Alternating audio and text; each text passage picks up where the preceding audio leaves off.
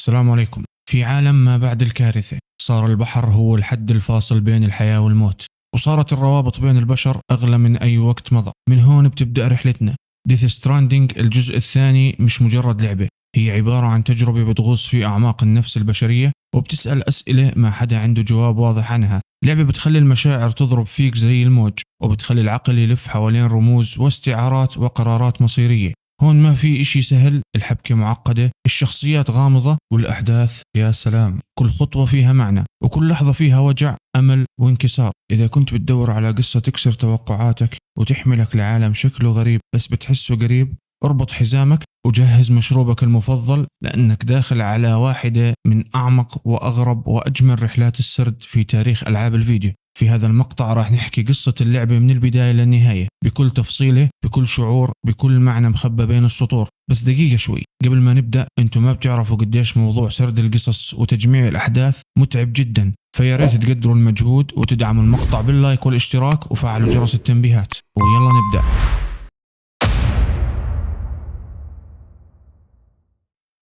قبل ما ننطبل في الجزء الثاني لازم نذكر حالنا مين هو سام بورتر بريدجز وشو هو الديث ستراندينج. سام كان شخص حمال، يعني الزلمة كان يشتغل بنقل الطرود والبضائع بعالم مدمر بسبب ظاهرة اسمها ديث ستراندينج، يعني جنوح الموتى. هاي الظاهرة خربت التوازن بين عالم الأحياء وعالم الأموات، وظهرت كائنات غريبة اسمها البيتيس، وهي عبارة عن كائنات مرعبة من عالم الموت. وصار الإنسان ما يقدر يمشي من مكان لمكان إلا عن طريق توصيلات آمنة. الجزء الأول كان عن محاولة سام أنه يربط أمريكا من جديد بشبكة كيرالية، وهو عبارة عن نظام تواصل بيعتمد على الشواطئ، البعد الروحي المرتبط بكل شخص. وبالآخر اكتشفنا أنه لو الطفل اللي رافقته بكبسولة بيبي هي بنته، وأنه إيميلي قائدة المشروع كانت الكيان المسؤول عن الانقراض القادم، لكن سام أقنعها توقف.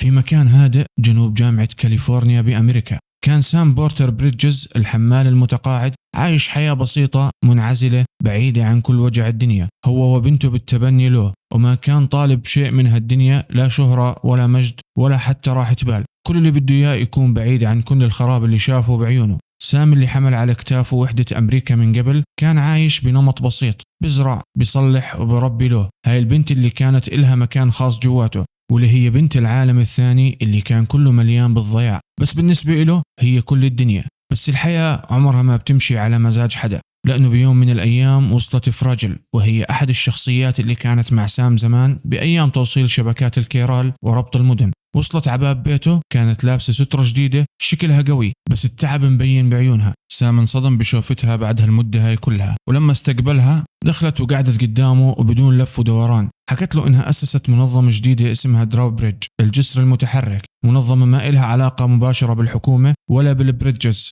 بس شغالة مع جامعة كاليفورنيا على مشروع جديد إنهم يمدوا الشبكة الكيرالية للمكسيك، وهي نفس الشبكة اللي سام نشرها بأمريكا، بس بدهم يكملوها للجنوب. المكسيك كان فيها محطات كيرالية من أيام بريدجز، بس ما حدا قدر يوصلها لغاية الآن. فراجل طلبت من سام إنه يرجع لحياته القديمة عشان يوصل الخطوط ويمد الشبكات. في البداية سام كان رافض لأنه شايف حاله تعبان وأنه خلص أدى واجبه وزيادة، بس لما حكت له أنه طريقه راح يمر بمختبر صاحبه ديدمان رجع تردد، لأنه ديدمان كان صاحبه المقرب وأي إشي بخصه بهمه. بس سام كان ذكي جدا وما وافق بسهولة، وحكى لفراجل إنه عنده شرط واضح، إذا بده يروح لازم الجامعة تعفي عنه وعن له، ومش لازم يكون عليهم رقابة ولا تتبع، وممنوع حدا يقرب عليهم. بالفعل فراجل وافقت على شروطه. بعد هيك سام ودع له وسلمها لفراجل عشان تعتني فيها، وتوجه على طريق الجنوب وهو شايل على ظهره الذكريات والقلق.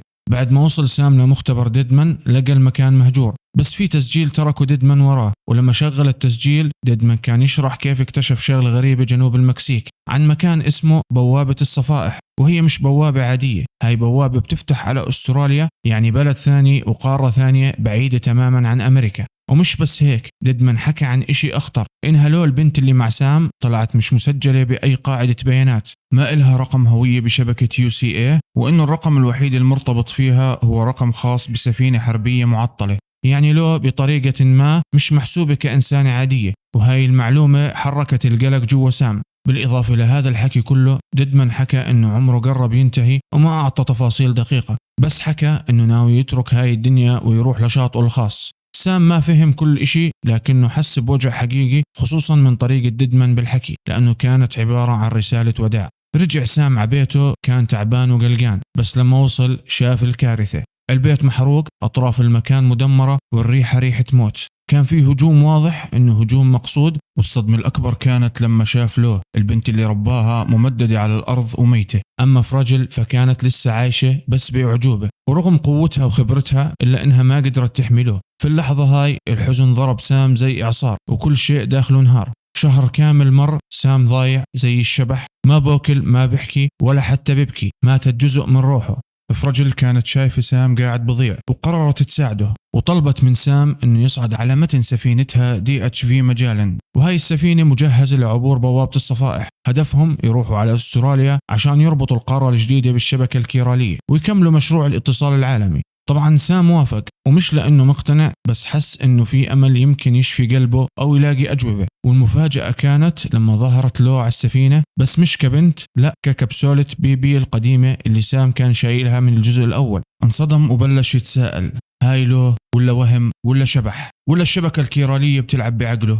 على السفينة التقى بطاقم فراجل، واللي هم تارمان العجوز الذكي صاحب النظرة الثاقبة، دولمان غريب الأطوار بس حاد الذكاء، المحسن الغامض للجسر المتحرك والمعروف بتشارلي، والرئيس زعيم فرع آسيا والمحيط الهندي. الرئيس حكى إنهم بدهم يربطوا استراليا كلها بالشبكة، ولما يخلصوا راح يفتحوا بوابات صفائح جديدة بتربط كل قارات العالم. تخيل عزيزي هذا الحلم البشري الضخم. بعد هيك انضم للطاقم شخصيات مألوفة مثل ريني وهارتمان، وبلش سام مهمته بأنه يرجع على طرق الجبال ويحمل ويشيل ويركض. بس استراليا ما كانت هادية، لأنه في الفترة هاي هيجز رجع. نعم، هيجز اللي سام دمره بأول لعبة.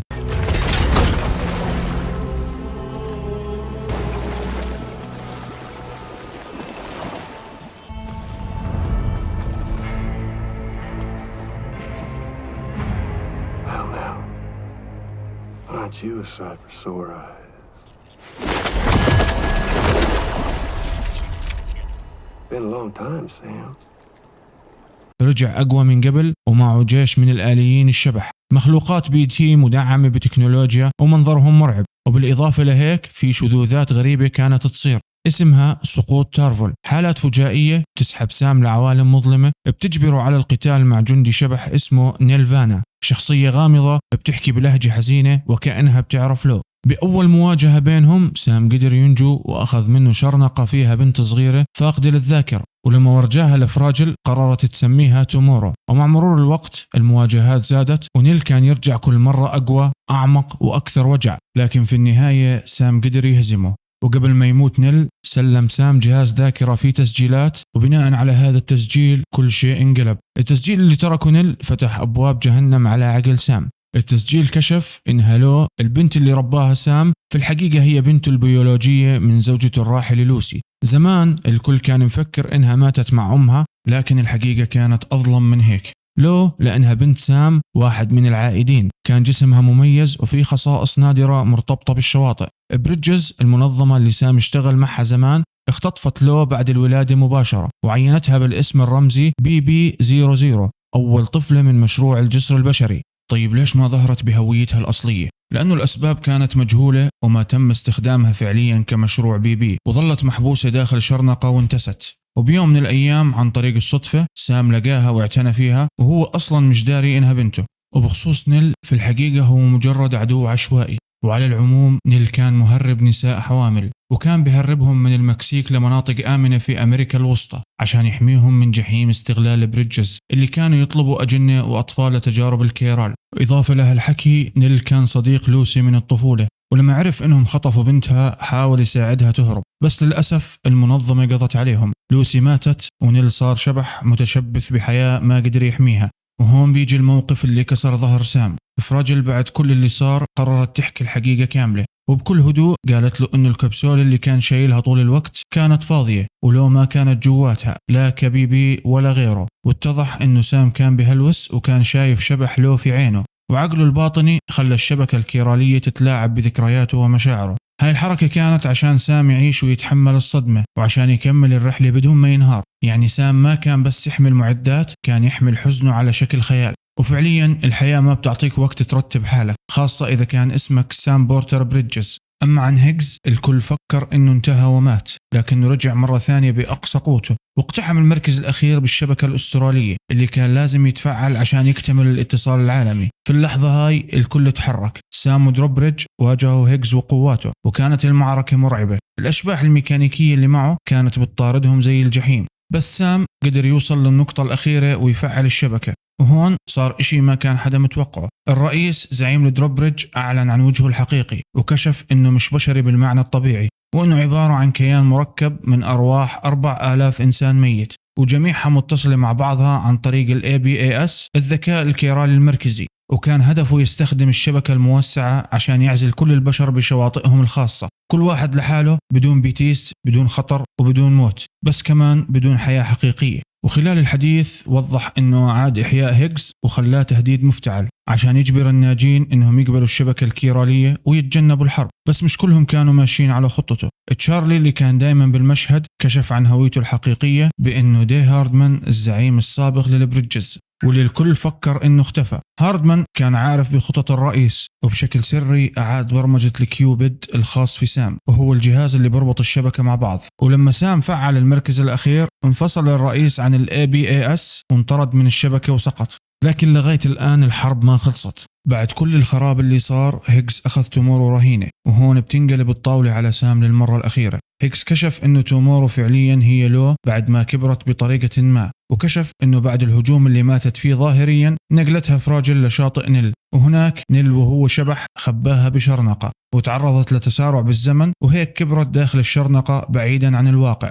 ولأنها بنت سام وبتمتلك خصائص من إيميلي كيان الانقراض السابق، لو نفسها صارت كيان الانقراض الجديد، الكيان اللي قدرته تمحي البشرية بالكامل بجنوح واحد ونهائي. ولأنه هيجز كان دايما بيطمح للدمار الشامل، قرر يستخدم لو لإطلاق الانقراض الأخير، واللي حلمه من البداية مش بس تعميم الشبكة، لا كان بده ينهي كل شيء. بعد هيك توجه سام هو والفريق واخترقوا الشاطئ اللي فيه ال ABAS آخر ساحة معركة، وهناك وبمشهد خرافي سام واجه هيجز للمرة الأخيرة. كانت معركة عنيفة جسدية وروحية، والشاطئ كله كان يهتز، وأخيرا سام فاز. لكن النهاية الحقيقية ما أجت من قبضته، لو اللي ظهرت بمشهد بيحبس الأنفاس واللي صار اسمها تومورو قتلت هيجز. طلعت قدامه وأطلقت عليه نهاية مناسبة لشخص خان الإنسانية. فراجل اللي كانت دائما العمود الفقري واللي حملت سام ولو على ظهرها كانت ميتة من زمان. لما هيجز هجم أول مرة على بيت سام قتل فراجل، بس هي باستخدام قدراتها